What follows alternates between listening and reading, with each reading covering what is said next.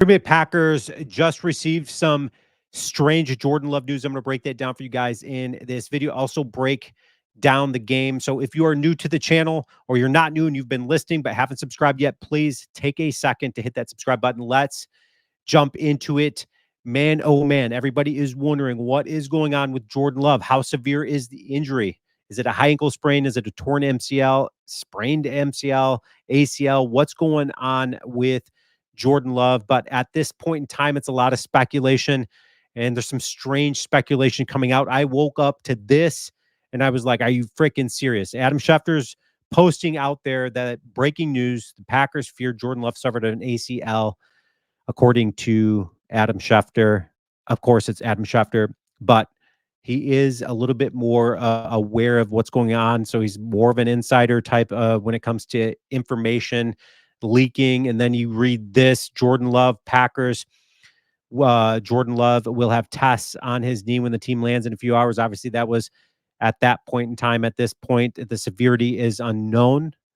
Athletics reported an ankle injury is no longer on the table. That's relatively good news because high ankle sprain, if it would be an ankle injury, it would be a high ankle sprain or a broken ankle, but it looked more like a high ankle sprain if it were to be an ankle injury. And those you can, it takes a while for guys to get back in true form when they suffer a high ankle sprain. So that is relatively good news. It goes on to say when the Packers land, Jordan Love will get an MRI. I'm told the ankle injury has been ruled out to this point right now. It's just a wait and see type of thing happening for the Packers. And then you've got this coming out on the score. The score said, actually, NFL Network is the one who posted this and said initial tests indicate that the ACL was intact, according to NFL.com. So that is fantastic news. And a lot of people are putting blame and they're just sitting there like, hey, listen, what's going on with Jordan Love's injury? It has to do with the field, the conditions. We knew a few times he was dropping back in the pocket and he kept slipping, and then he was just, they were like, is this dude cramping up? It'd be a little weird for if he was cramping up because the conditions really weren't um typical for people to start cramping up. So was it building up to that particular point in time? I mean, unfortunately, it's just a series of unfortunate events for Jordan Love. And at this particular point in time, we don't know. Nobody knows. I'm really hoping it is something as like just even if a sprained ACL, something other than anything torn would be absolutely bad news for the Packers, because then, are they going to turn to Malik Willis? Are they going to go and try to get somebody else? A lot of questions to be answered on the Packer front. So let me give you my take on the game. Here we got Packers losing 34-29. Narvison, overall, I'm just going to start with that. Okay. So Narvison, man, I feel way more confident with Narvison on the field than I did Anders Carlson, and probably would have even more so than a Greg Joseph. I really like this dude. I think he's going to be special. Yes, he did miss that field goal, and it sucks. It was like a 44-yarder. He hits the goalpost. Um, but I feel he's going to be a very good solution for the Packers long term. So I'm super excited about that. I didn't expect um, to be wowed by the defense because, again, new DC there, Jeff Halfley, really like the aggressiveness at times, but was it picked at the right time and all of that? You got to remember, we're going against, on paper, probably the best offense in the NFL. When you take a look at what the Eagles have, you got Jalen Hurts at quarterback, so he's a multi-threat type of quarterback. Obviously, he's not a Lamar Jackson, but Lamar Jackson is pretty much a one-dimensional type of threat, in my opinion. The dude just runs. If you watch that game on Thursday, I thought it was absolutely dreadful. I think he's the most overrated quarterback to win multiple MVPs. That's my take on Lamar Jackson. But anyways, Jalen Hurts, I feel, is a much better quarterback because he can kill you with the run. But the Packers did an absolute excellent job of taking that portion of Jalen Hurts' game away. I thought the Packers did incredible at the beginning of the game, stopping Saquon Barkley from being a threat. Obviously, that you can only slow that roll down for a little bit. Even, the Eagles found that out with Josh Jacobs. You could only slow down Josh Jacobs for so long before he kills you. And he started to build the steam. And then it was just, the wind was taken out with that Jordan Love interception. And then when he had a big run, he took himself out of the game. Emmanuel Wilson stepped in and looked great. But anyways, I'm getting ahead of myself. Saquon Barkley had a monster game, which then leaves a lot of question marks of, oh man, is this going to be the same Packer defense that we've seen that can't stop the run? I don't think so. Again, this is a very good back in the league. When he's healthy, Saquon Barkley is arguably the best back in the league. He is a great multi-threat type of back. And man, he picked the right team to go to because they're loaded. You got A.J. Brown, you got Devontae Smith, you get Goddard. Goddard is a good tight end. Obviously, A.J. Brown, 5 receptions, 119 yards, and a touchdown. I say their stats to be like, okay, how did our defense stack up? How did we do overall? Um, and I want you guys to leave your comments to let me know. Most importantly, I think the biggest question us Packer fans out there wanted to know was how good was our defense going to be? How good were we going to look under Jeff Hafley? Was it going to be a stark difference? So you saw glimpses of that in the game where our defense looked really good.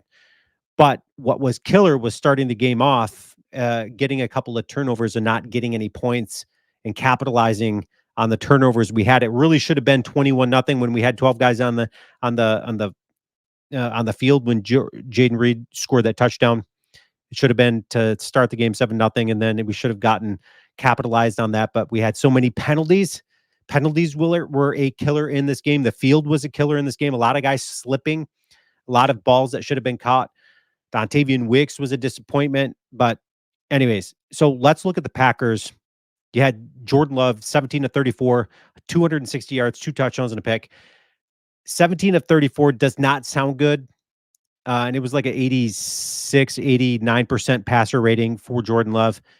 It was more the guys slipping. Yes, there were some balls that were thrown behind, but the conditions of the field really weren't indicative to how true the game was for the Packers. We couldn't really tell.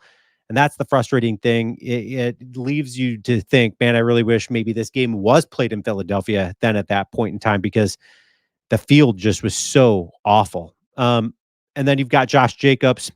Josh Jacobs, I thought, had a very good game. He started out slow, 16 carries, 84 yards, 5.2 carries. But as you can see, he wears down a defense.